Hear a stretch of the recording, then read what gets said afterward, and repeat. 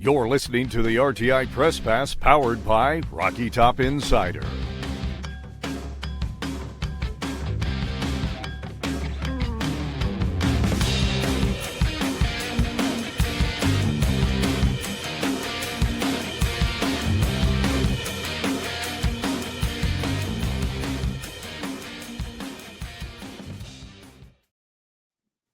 All right, ladies and gentlemen, welcome into the Rocky Top Insider Press Pass podcast. My name is Rick Butler. Joined with me, as always, there in the top right corner, that is Ryan Schumpert. And, of course, down below is Ryan Sylvia. Gentlemen, it's been a minute since we were on the program. Last week, we had a bunch of things going on. Obviously, baseball and basketball mixed in as well. So had a little bit of a bye week ourselves. But now we are back in action for Tennessee's upcoming game against New Mexico State, and really just getting into the final stretch of the season with the Aggies coming up on Saturday, the Gators coming up the following Saturday, and then closing things out with the Vanderbilt Commodores back home in Knoxville to close out the regular season at the end of November.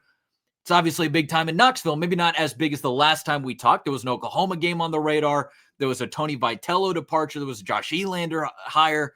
We've got a little bit of basketball to mix in here as well on the show today.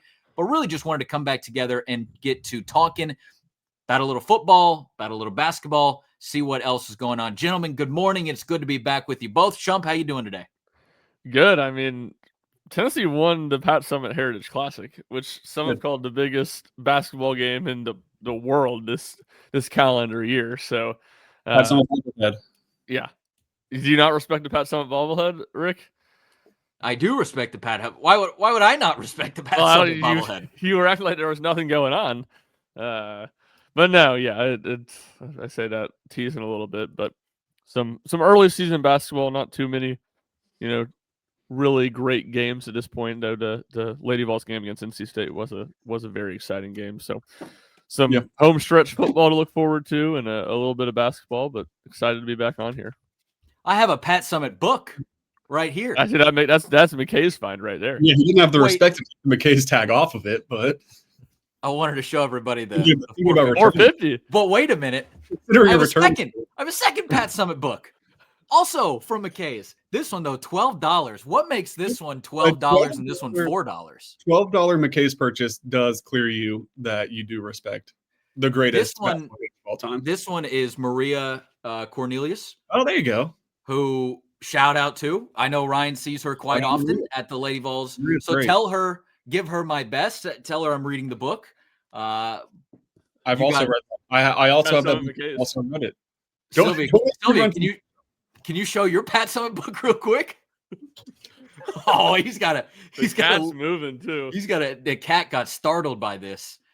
I feel like I can't let it down because we're going to need a thumbnail of all of us with our Pat Summitt books. Mine came with a 1988-89 schedule bookmark. Wow, that's vintage.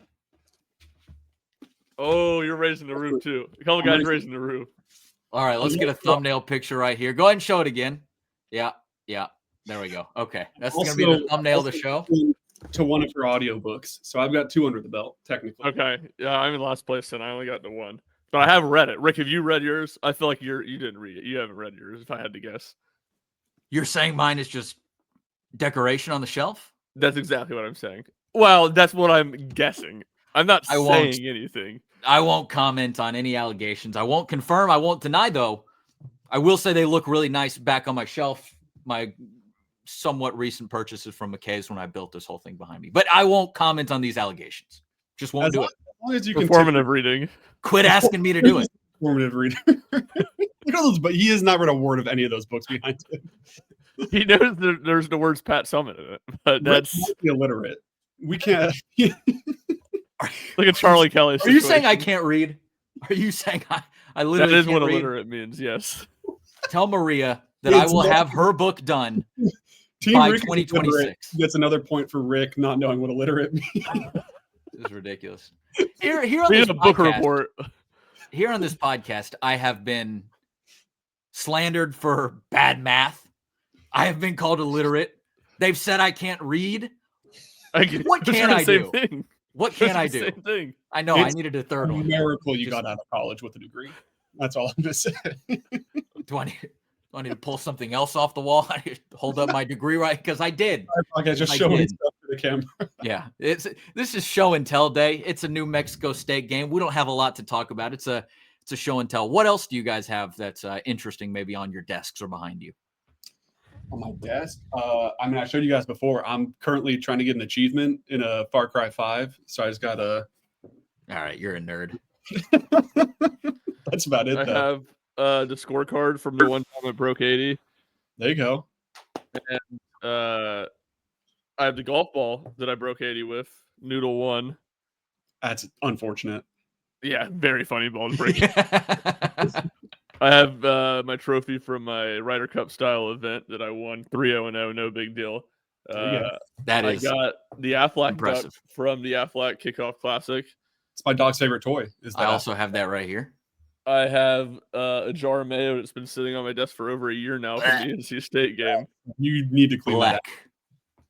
I mean, it doesn't smell, and it's never been opened, so. It's probably still got the protective wrapping on top of it. It probably does, because again, it has never been opened. Yeah. So it might turn green at some point, but I think otherwise you'll be fine. Sylvia's got a Darth Maul, potentially a Funko Pop, who I read was potentially going out of business here soon. All right. Well, that was a nice show and tell feature by everybody. Great job. Thank you for bringing your items to the classroom today. But now it's time to get over to the lesson plan. Guys, obviously, we missed last week. I don't think there was a ton to come back from the Oklahoma game with. We know what it meant in the big picture of Tennessee's playoff standings, and that was essentially that it flattened Tennessee's chances to very, very low. I was crunching some of the numbers yesterday, but I believe Tennessee's got I was crunching some numbers, man, because I do math. I believe that Tennessee's got about a 1.9% chance to make the playoffs at this point. So what's the formula here? How are we getting to this point? You want to know somebody how else doing it? Yeah, he's reading ESPN FPI. Oh, okay. I guarantee that's what he did. You go over to ESPN FPI and you just scan over. I don't know what to tell you. That is me crunching numbers, though. No, that's fine. I just didn't know if you had formulated some sort of system. That is a point for Rick being literate, is he was able to read the ESPN FPI rankings. That's true. Right. 1 point on each side so far. No, I mean, I don't have any disrespect for this. The way you phrased that, I just didn't know if you were vibesing it, if you came up with some sort of system, or if you just found somebody else's. Which I think, if we were putting it on the website, I hope you just found somebody else's. I don't trust I don't trust the system you came up with, or I would respect the vibes ranking. What if I had gone to AI for it? I would have been disgusted. I'd throw it out the window. I would go delete the story right now. Yeah. And our boss would get mad at me for deleting the story. In that case, I did not put a trio of numbers that were AI generated on the website yesterday. Don't go around and check for that. That did not happen. That being said, though, if you were to crunch the numbers, right, Tennessee has a 99% chance to beat New Mexico State, a 66% chance to beat Florida, and a 58.8% chance to beat Vanderbilt. Now, obviously, we know that numbers are just numbers, and they don't really mean a darn thing when it comes down to the grand scheme of things. But that means that Tennessee's got a 38.4% chance to go 9-3, a 47.1% chance to go 8-4, and a 14.3% chance to go 9-5. Don't ask me, though, about where I got those numbers, because you won't like the answer. So if you want to go and check that out, that is over on the website, potentially. Just don't ask where the numbers came from. But again, we know that essentially the Oklahoma loss it flattened Tennessee's chances to make the playoffs. Ryan, I think you said it a while back, maybe even right after the post-game show of the Sooners game. Even if there was a 3-loss team to sneak into the playoffs, it doesn't feel like it would be Tennessee. Now, maybe with a couple of ginormous wins over Florida and Vanderbilt to end the year, that could do something. But we're kind of just operating under the impression right now that Tennessee is looking elsewhere for their postseason bowl game. We do have bowl projections up at the website right now. I think ReliQuest Bowl is in the mix. I think Gator Bowl is in the mix. Potentially the Duke's Mayo Bowl is in the mix. You can go and check out what the analysts and the experts are finding out there. But then Tennessee goes on a bye week. And maybe you can make the case that it might be better for Tennessee to kind of jump right back on the horse after a loss. But again, ultimately, it's not necessarily about the playoffs anymore. It's about finishing the season strong. Obviously, 9-3 is going to look a lot different from 7-5. So the bye week happens. Tennessee on a little bit of a break. I guess that's good for the health of some of these players. Arion Carter has missed a good stretch of time, or has been limited at least during that stretch, kind of leading into that bye week. So maybe he comes back into the fold. We will not get any of the SEC availability reports throughout the week. So I guess we'll just have to wait and see on Saturday to find that out. But all that comes together to say that Tennessee takes on New Mexico State. And that, to me, is a nice tune-up game to get back on the field, to get the juices flowing a little bit more. Because, again, you've got those two rivalry games to close things out. And, I think fans can be disappointed that the playoffs aren't going to be in the picture this year. But 9-3, again, looks a whole lot different than 7-5 if you were to lose those two games. And I think there is something to say about building momentum into the next season, especially with the transfer portal. That's not the end-all, be-all. But, again, I think even going 9-3 would be a big success for this team to finish out the season strong. And good news for Tennessee fans, you're probably, knocking out Vanderbilt's playoff chances as well at the end of the year. So that's kind of where things stand heading into this final stretch. But where are you guys at? Just kind of with Tennessee football right now, heading into this New Mexico State game. Obviously, just a trio of games left on the schedule. I agree with all that. I would say, maybe less momentum is what it gives you, but just stabilization, feeling like it was a solid year. And both those things, both those wins, or both those games present unique opportunities. Obviously, Tennessee has not won at Florida since 2003. They have not won at Florida just a lot, or beaten Florida just a lot in general. So, as we go into this new era starting next season where Tennessee doesn't play Florida every year, if the Vols can go into it having 1-2 straight over Florida and 3 of their last 4 over Florida, I think that would be an accomplishment and something worthwhile. And then the Vanderbilt game is really the only game Tennessee has left to have a chance to have a good win this season. Tennessee doesn't have a single good win, and Florida's not going to provide that, even if Tennessee does beat them. So, and then like you said, a chance to, most likely Kentucky's getting hot. Maybe Cutter Boley and Mark Stoops will have something to say about it for Vanderbilt here in 2 weeks. But most likely Tennessee's the only thing standing between Vanderbilt and a college football playoff berth. So kind of a little bit of a flip scenario from last year when Vanderbilt was the last hurdle Tennessee had to clear. Yeah, I need to call the great Joey Dwyer to confirm this, but I would assume that would easily be the biggest game in Vanderbilt football history, is that trip to Neyland, assuming it's for a playoff spot. Yeah, I would think so. Pretty big. That's a pretty big thing. It's a big deal. Probably usurped by the playoff game if they were to win. Yeah, I would obviously agree. Yeah. Getting there is huge. That is where that's like the playoff, and which I'm not a fan of. It is like for teams like Vanderbilt, it is a big deal because for anyone it is a big deal to make it. But like I get it makes it more exciting for Vanderbilt because Vanderbilt's there's never, in my opinion, never going to win a national championship or anything like that. So to be able to get into the big postseason like it, because I would say Vanderbilt's had some other teams that have been like 9-3 or had really good seasons, but you don't quite. And I'm sure there have been big games to end the year against Tennessee or whoever in those seasons, but it definitely does have a little bit of a different feel with the playoff on the line.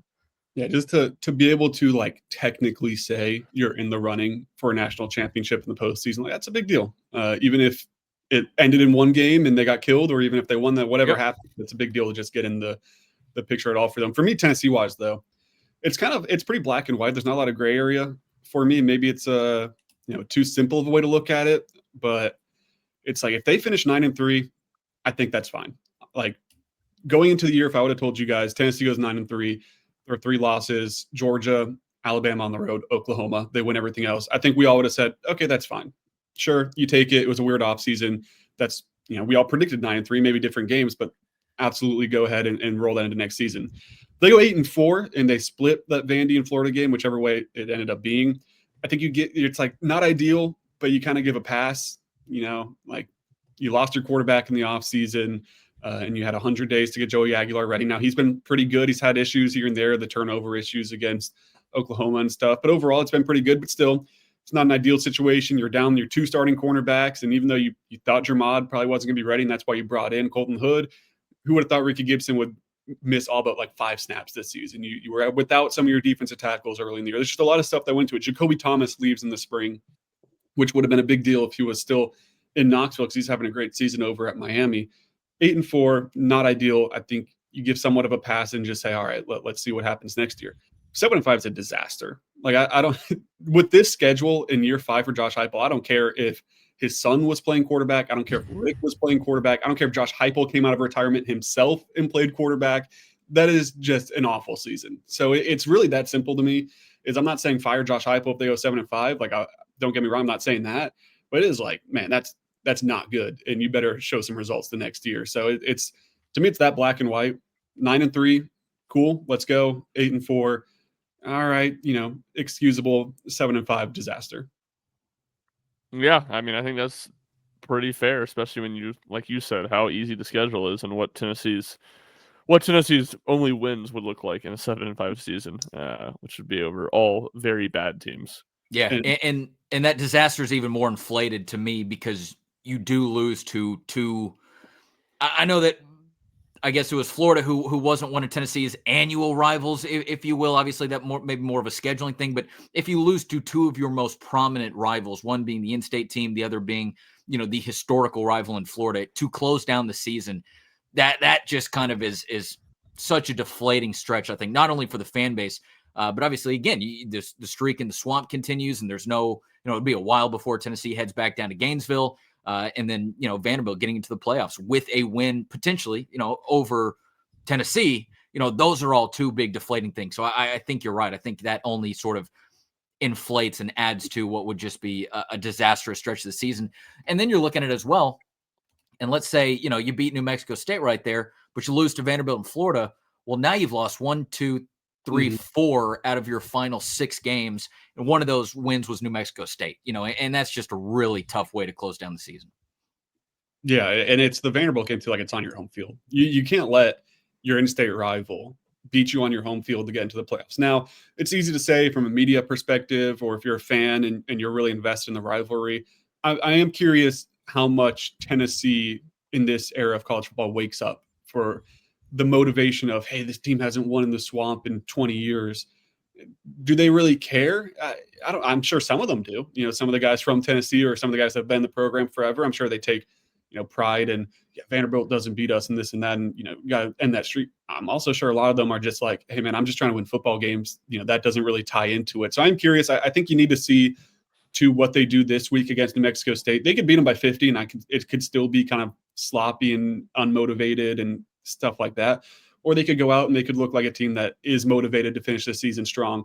I kind of need to see what they do, just kind of energy and focus wise in that New Mexico State game, to really make a prediction on what that trip to the swamp looks like and what that game against Vanderbilt at home looks like. Yeah, I think that's fair. It will be telling. And not that necessarily the final score will be, but just how crisp Tennessee comes out. Because there won't be any reason for Tennessee not to come out crisp after having an open date last year. Like, you shouldn't have any hangover from the Oklahoma loss after that. And certainly this is not just New Mexico State, but a bad New Mexico State team. Yeah. And I think to Sylvia's point a second ago, and I'm losing my train of thought, so I'm trying to get it back. You want to see, I guess to me, there's not a lot that this New Mexico State game could do to influence my opinion on Florida. I think we'll certainly, dive into that and break that down next week. But I do think that you want to see Tennessee get back on track. You want to see the offense start humming again early in the game. And not that the whole team is going to play. We'll sort of break that down here coming up in the show.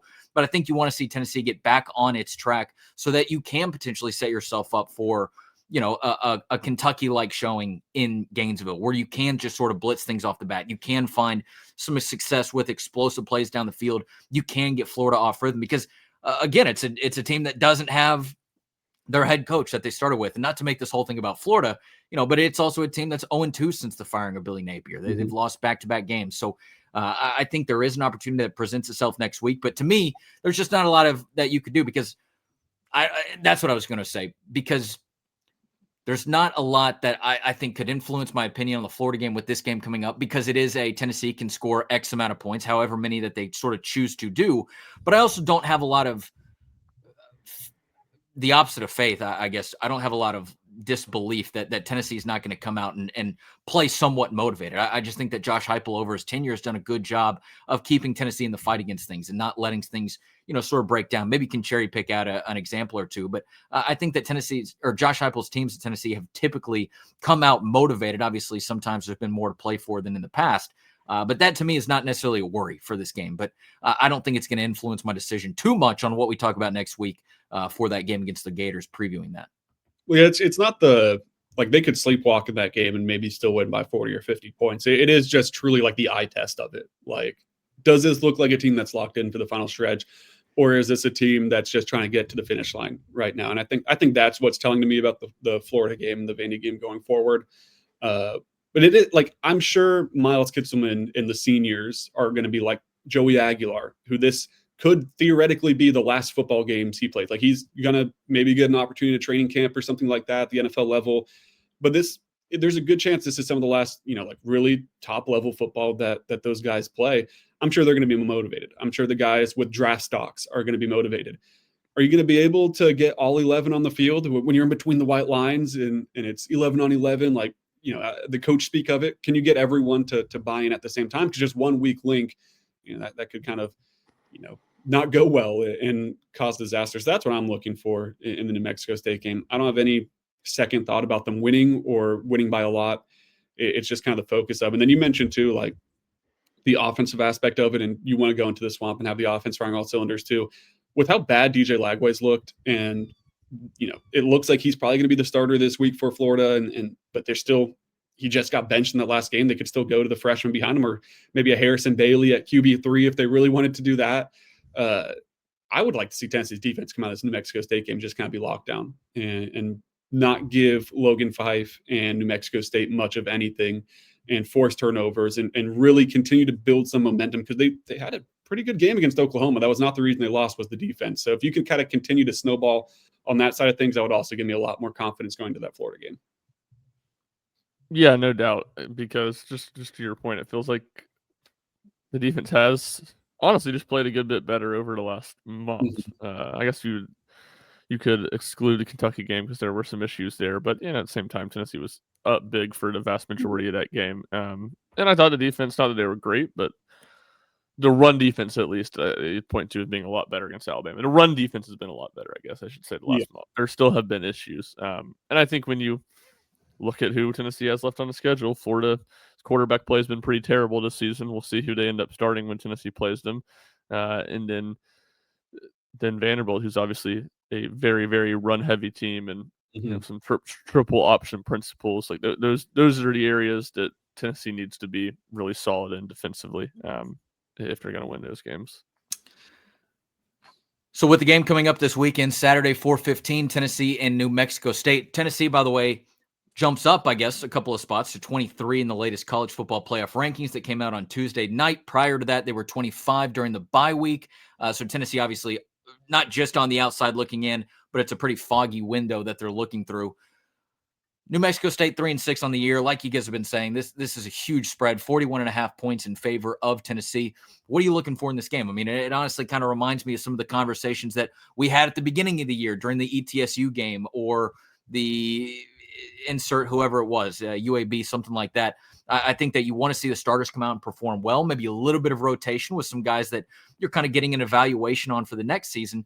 But after that, see what some of these young guys can bring to the table. Obviously, a bit of an evaluation period, as long as the starters can go out there and handle their business. So, Sylvia, you talked about the defense a second ago, being able to not give, New Mexico State anything out of their ordinary bag, and then the offense being able to put up some points, maybe blitz a team like this early in the game. But sort of an evaluation game. So what are you guys looking for if you're a Tennessee fan? Maybe what are some of the things you're trying to kind of hone in on during this game coming up on Saturday? Yeah, I mean, I like I said, I go back to the defensive side of the ball. I think the offense should have really no issue moving it and hidden splash plays with Joey Aguilar and finding Chris Brazzell and all those different types of things in the run game going. Not that I'm concerned about the defense, but that's, I think, more of if I had to pick a side of the ball where I'll be watching on Saturday. One, just availability standpoint, like what's a guy like Tyree West look like after he went down with an injury? What is his outlook? Because we don't get the availability reports last week or this week because it's not an SEC game. They were off last week. So, some of the pictures on that are still a little foggy or unclear. So we'll see what the availability of some of those guys are and whether it's just kind of a precautionary thing or long-term. But then also, I'd like to see them get back to creating some turnovers. That was kind of the calling card early in the year. You're playing a team that's been turnover prone. They've Talked to Nick Capola of who covers New Mexico State. Talked about how they've hit some splash plays, but a lot of them get negated because they just turn the ball right over. So it's a team that's turnover prone. Can Tennessee go out and can Colton Hood get a pick? Can Andre Turrentine jump a route? Can you strip sack Logan Fife? Can you do some of those different types of things? And like I said earlier, just kind of keep that ball rolling into the Florida week and keep the confidence level high on the defense side of the ball against a Florida team that also has been very, very prone to turn the ball over. Yeah, I agree. I think, you look at those things, and some of it's just what Sylvia talked about a minute ago too, the crispness coming out, jumping on them early, looking like you're ready to play. Part of me says I want to see Tennessee I do want to see Tennessee be efficient when they get inside the 30-yard line and take advantage of scoring opportunities, because that's been a little bit of an issue for him. Certainly was a massive, massive issue in that Oklahoma game. But at the same time, like, Tennessee typically always does that well against the New Mexico States of the world, because they can typically just line it up and run it right at them. So I want to see that won't necessarily be a huge indicator, but that taking advantage when they do force turnovers, penalties, all the stuff that's kind of plagued this team this year, that feels like it's typically complimentary football or just coming out and playing clean football. That's the type of stuff that I want to see against the Aggies. I think too, be remiss to not mention just the play behind Joey Aguilar. If things go according to plan, Joey Aguilar's playing in the first half, and then you're looking at Jake Merklinger and George McIntyre. I'd like to see a good bit of George McIntyre. You're looking for another quarterback next year with Joey Aguilar out of eligibility. Seems to be some outside noise, at least, about what Jake Merklinger's decision is going to be. He's going to have to make a decision in that first window, because there is only one transfer window. Does he want to stay and try to compete for that job next year, because it is an open competition theoretically, or does he want to look somewhere else? But George McIntyre seems like a guy that you're high on. He's young. He'll be a redshirt freshman next year. Could theoretically, even if it's not next year as the starter, could be a guy in the mix for the year after that. Very curious what he does. Very curious what Jake Merklinger does. And it just feels like, as far as George McIntyre, I haven't seen a lot of him this year, which rightfully so. I mean, you're only going to play him after you get the Jake Merklinger reps in those blowouts, but he just hasn't had a lot of opportunities. I'd like to see a game where I think if you could just script it out, everything goes according to plan, you get Aguilar in the first half, put up a huge number, and then maybe go Jake Merklinger third quarter, and then give the entire fourth quarter to George McIntyre and hope you get at least 2 full drives in for him, because I think it is very curious to see what he looks like kind of towards the end of his first full year of college football. Yeah, that's an interesting point. I don't know. I don't think anybody thinks Jake Merklinger is going to be at Tennessee next year. And I wouldn't bet on it. Yeah, not playing for the playoffs. What's the point of even? I mean, what's the point of playing Jake Merklinger more than George McIntyre? I'll say that. Right. I won't say maybe you feel like you owe it to Jake to let him put some stuff on tape, and all that's fair. But who isn't 15 times more interested to watch George McIntyre in this game than Jake Merklinger? You're absolutely. If you're just solely looking at the future of the program, then you would go George McIntyre second. But I agree with you. You do have to kind of be like, hey, Jake, thanks in some way. Maybe let's just for sure. Optically, you get the second team reps, even if everyone in the stadium's right now a little bit more interested in what George McIntyre does. It also brings up an interesting point, looking way in the future at the bowl game. What do you do there? Do you say, Joey, thanks for giving us one season, you get to play the bowl game? Because it's not like you're trying to save yourself for the NFL draft necessarily. Maybe you could somehow sneak into the last rounds, but it feels like he's probably an undrafted free agent at the moment. Or do you look to your future and you fully go, hey, got to get some of these young guys in, and then at that point, do you just go George McIntyre? Do you try to split George McIntyre? I'm very curious what they do way down the road in the bowl game as far as what the quarterback position is going to look like, because you do have a couple different options, and I'm not sure. I guess best for the future of the program is probably just let George McIntyre rip, but I don't know if that's what they would do. Yeah, that is interesting, and I mean, we'll probably know by then, most likely. I guess it's dependent on when the bowl game is. Like, if Tennessee's getting a transfer quarterback, we should at least know if they're targeting one by then, I would think. I would be pretty surprised if they didn't bring in a transfer, even if it wasn't some world beater and it wasn't the guy that wants the job. You just need another number in there, it feels like, almost, assuming that Jake Merklinger does leave, but that's still. But we've said that in the past, and they haven't been able to get a guy like that. So that's true. That is true. Do you guys think it also maybe depends on which bowl game Tennessee goes to? I mean, again, if things flame out Not and really. you're going to Playoffs maybe a are bad awesome. one. It doesn't matter if you're in the Citrus Bowl or the Music City Bowl. It means the same at this point with the playoffs. Sure. Yeah, I Sure. agree. I mean, I think most likely I would let Joey just play. Under no circumstances would I play Jake and George. It's either Joey or George. And I would probably let Joey play. I think if I had to vote, I go Joey, you get the first half, and then Little Cam Ward situation. little Cam Ward situation. Joey, go break Peyton's record or whatever. and then hey, George McIntyre, let's see what you got for 30 minutes. Sure. Guys, plenty to talk about next week when we break down this New Mexico State game, obviously on the road to Gainesville, which we will be at covering live from the Swamp.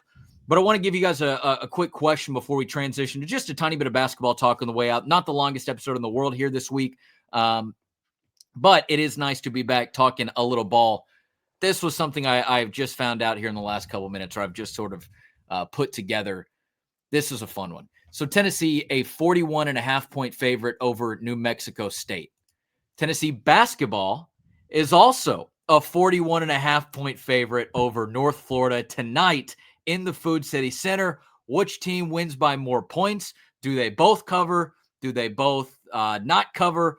Who do you think beats their opponent more with exactly the same 41.5-point spread? I think football wins by more. I think the basketball spread's too much. That seems like a lot. Yeah. And That does Tim feel Palm like a only lot. has them winning by like 34. So, and it'll go to the point. If Tennessee comes out locked in football, they'll win by 100. Choose their number. Right. It is. It's a choose your number type of game. I don't think Tennessee basketball necessarily has that in the bag quite yet. Can I pick Lady Vols versus Belmont? Big game for Grant Hurst. He talked to the media yesterday. And I was asking him after, I go, you need to go split jersey. You need to get the half Belmont jersey, half Lady Vols jersey. That's awesome. It'll be underrated storyline right now for Lady Vols. 2 straight games against former players under Kim Caldwell last year that transferred to an in-state program. Destiny Wells was on UT Martin. Avery Strickland, who is actually kind of hooping right now on Belmont, is coming back on Thursday. Big return game. Rematch of the 2022 right on the 32 game. Absolutely. So I'd pick Lady Vols. I think this is a get back game for them. To answer your question, though, I'd go football over men's. I think men's basketball would win fine, but I wouldn't pick them to win by like 50 points. And again, football is just it's a pick your number kind of game. Now, will that happen? We'll find out. And obviously, we saw against that UAB game, some of the second string defense was susceptible to letting up some points. But if Tennessee wanted to go out and win by 41.5 points, they could 10 times out of 10 by leaving the starters in. Basketball, we'll find out. Obviously, Nate Ament still kind of getting his footing. Did have a breakout game against Northern Kentucky, which you guys did a great job of covering. Speaking of doing a great job, Ryan, I've thoroughly enjoyed, you and Bob running the Rim. The Rim Runner podcast has been going on 2 weeks now. And I'd imagine that another one's going to come out here at some point this week, potentially even on Thursday. Yep. For anybody who hasn't listened to that, I highly recommend heading over to the YouTube account, seeing it on YouTube if you want to watch the video version of it, or just going and searching RTI Rim Runner wherever you get your favorite podcast, going ahead and subscribing to that so you're locked in for basketball season. Maybe you don't want to maybe you don't have time to listen to every episode, but if you get subscribed now, it'll always be there in the feed. So if something big happens, you won't have to go searching for it. It'll be right there in your subscriptions. But Ryan, just kind of give me a quick rundown of your thoughts on this Tennessee basketball team through the first, I'll say 2 games because the record is 2-0, but add in the Duke exhibition to that one as well. So really the first 3 games of the season, what you've seen so far. Again, Nate Ament having a little bit of a breakout game against the Norsemen last Saturday in Knoxville. And then Jacoby Gillespie kind of getting his footing a little bit. JP Estrella, I think, has been a very welcome surprise. Maybe not necessarily a surprise, but a welcome back player to the court. So what's kind of your thoughts on this team through the first 3 games? Yeah, I think JP Estrella is a big part of it. He was a guy that looked really good in the preseason, and I think in one of my preseason articles, I called him, an X factor on the team or something like that. And he's played really well early on, so that's a big one. The front court looks really good, which is kind of what I anticipated, and I think to me one of the big things to watch is how much how much will they play JP Estrella and Felix Okpara together? Because I think that's just a really high ceiling combo. Now, I wonder about some teams that, play more stretch fours and more athletic guys at the 4 spot, whether Estrella can be athletic enough to guard them. And I think Okpara is athletic enough to guard most of those guys, but I don't think you really want to take him away from the rim because of how good he is at defending that. So, you know, Nate Mintz looked really good. Liked what I've seen from him. Jacoby Gillespie's been solid. I think there's another gear there, and I think he can continue to play better. And then the 2 guard spot, Bishop Oswald has played well after, certainly the Duke game did not go great for him, and I think everybody was clamoring for the other options, but he's bounced back well and played well the first 2 games of the season. I've liked what Ethan Berg's given him, especially in the backup point guard minutes, and just playing a lot of guys too. Dwayne Brown, Troy Henderson. It's been, I think, 11 guys playing over 10 minutes a game the first 2 games, and both those guys, all 11 playing in the first half and stuff like that. So I think that's what I'm just curious to see if that continues over the course of the season. Yeah, no doubt. Dwayne Brown is somebody that fans already seem to be locking into, like the way that he plays. He seems like he's going to turn into a really good player for Tennessee. But you're right. Some of those players are just, it's interesting to kind of see them get acclimated to things. And one of those in particular being Ethan Berg. With all the different steps that he took, I thought Rick Barnes had a really fascinating statement on him yesterday, just saying, hey, it was kind of a bit of a humble moment to go from professional basketballs overseas in the Middle East to now college basketball. He's still finding his way, but I think it says a lot about their trust in him and what he can do to be getting these backup point guard minutes. And obviously you've seen that he's got a 3-shot under his belt as well. So interesting things happening at the Tennessee men's basketball side of things. Sylvia, I'll go to you to kind of close things out. Where are we with Kim Caldwell's latest team? Again, a kind of a to-the-wire loss to number 9 NC State to start out the year. Came back home and had a 50-point win over ETSU that I don't think Kim Caldwell loved to see. I don't think she was very impressed with her team in the days leading after the NC State loss. And then you get a game at UT Martin, the Pat Summitt Classic, what you guys were talking about a second ago. I don't think you can say they necessarily squeaked out a win, but it was a little bit closer than I think a lot maybe had forecasted that game going into. Just sort of what are your thoughts right now on where the Lady Vols are standing after 3 actual games of the season with a 2-1 record so far? Yeah, I mean, it's a team that almost feels like they've regressed in all 3 games so far. Like, you looked sloppy in a lot of ways that you would expect from 8 newcomers, a lot of new pieces on the team in your first game against a top 10 opponent. You didn't expect it to be perfect, and it wasn't, but you still looked good in the NC State game, and you ended up losing that top 10 game by just 3 points in what's technically a neutral site game, and the crowd was about 50-50, but it's a lot closer to NC State over in Greensboro than it was to Knoxville. The next game, you win by 50 against ETSU, but it didn't look good in the process, and it was a situation, too. I'm writing my takeaways. Am I being, they just won by 50, and all my takeaways right now are how negative this felt. Am I being a little too hard? And then you get to the press conference and Kim Caldwell is just irate at what the team did. It's okay, no, that makes me feel a little bit better about the takeaways, because she was not pleased with any of the rebounding, the shot selection, the off-ball move, whatever category you wanted to pick. She didn't seem happy about it after that 50-point win. Then you go to UT Martin for the Pat Summitt Heritage Classic, and you kind of lay an egg in a lot of ways. You win by 11. It never felt like a game Tennessee was going to lose, but they were never able to pull away like they should have. It was like a 30-point spread, and you only win the game by 11. So I think that's frustrating. It was a quick turnaround, though, in the Lady Vols' defense from the ETSU game. They had 1 day off, and then you're over at UT Martin 2 days later. So I'm curious what they do in this 4th game coming up against Belmont on Thursday. Is it going to be a lot of the similar struggles, the same story? Is it going to be just kind of a frustrating, at least out-of-conference slate until they get a lot more games under their belt? Or are they going to be able to really use this kind of almost a week off to get settled in, listen to what Kim wants them to do, and hit the ground running from here? I think it'll be a telling game. It's one of the most talented teams in the country, one of the more talented teams the Lady Vols have had in quite some time. So the ceiling is as high as you want it to be. It's just kind of, will they be able to reach that ceiling? It's still a question out there, but overall, still like I said, very talented team. Could go very far in an exciting season ahead. I'm looking at Charlie Cream's latest women's bracketology watch. I believe he has Tennessee as the 3 seed in the Fort Worth region. And for the most part of the offseason, I believe Joe Lunardi had Tennessee men's basketball as also a 3 seed in whatever region they landed in right now. So perhaps those two teams on a similar path. We will see how things continue to shake out, though. Speaking of the Pat Summit Heritage Classic, tonight is the Chaz Lanier Classic. If you're watching this game, or if you're watching this show on Wednesday before the game, you can obviously head over to RockyTopInsider.com and follow Rocky Top Insider on social media to find out live updates from the North Florida at Tennessee basketball game at the Food City Center tonight. And then keep an eye on Ryan Sylvia's Twitter account and obviously the website again on Thursday for the latest on Tennessee women's basketball versus Belmont, again, right here on Rocky Top.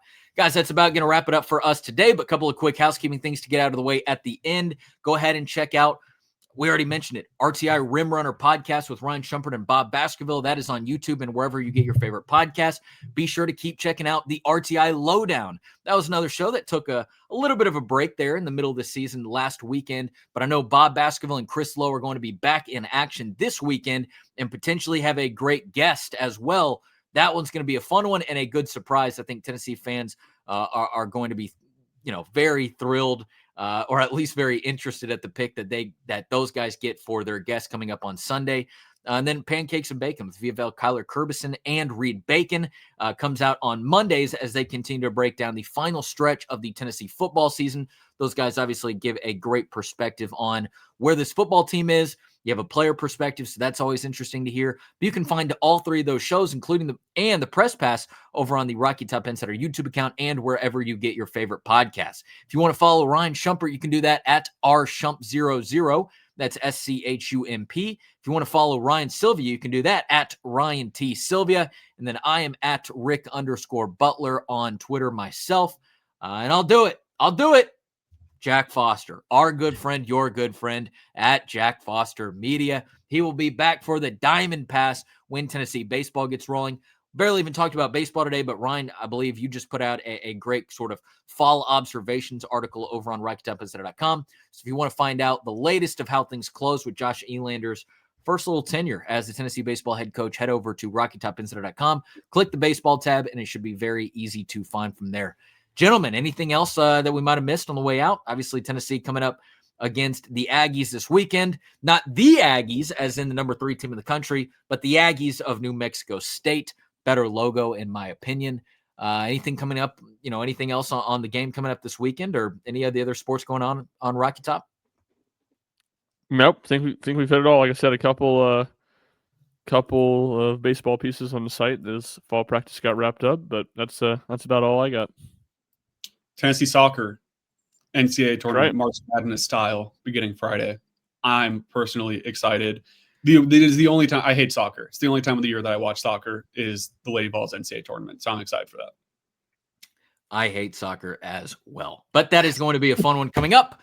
Make sure to, we might have some updates over on the Twitter account or potentially even the website for what happens with the soccer team. Hey, by the way, forgot to mention this at the top though, WATE Plus Smart TV app. That's a great app to check out for all of your East Tennessee news. I took a vacation with my wife over the weekend. We went over to Sevierville just to kind of hang out in the mountains the other day.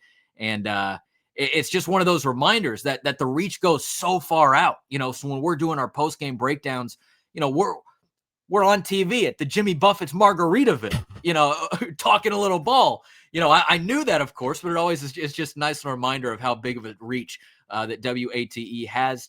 Be sure to check out all their great work. And then again, go ahead and download the WATE 6 Plus Smart TV app to stay tuned to that. You can also find all of the Rocky Top Insider podcasts over on that app as well if you prefer to watch things that way. That being said, though, we're going to go ahead and get out of here. We will see you back tonight for the North Florida-Tennessee basketball game. We will see you on Thursday night for the Tennessee-Belmont women's basketball game. And, of course, we will see you on Saturday night after the Tennessee versus New Mexico State football game over at Neyland Stadium. Hey, thanks so much for listening to the Rocky Top Insider Press Pass podcast today. We will see you back for the next one.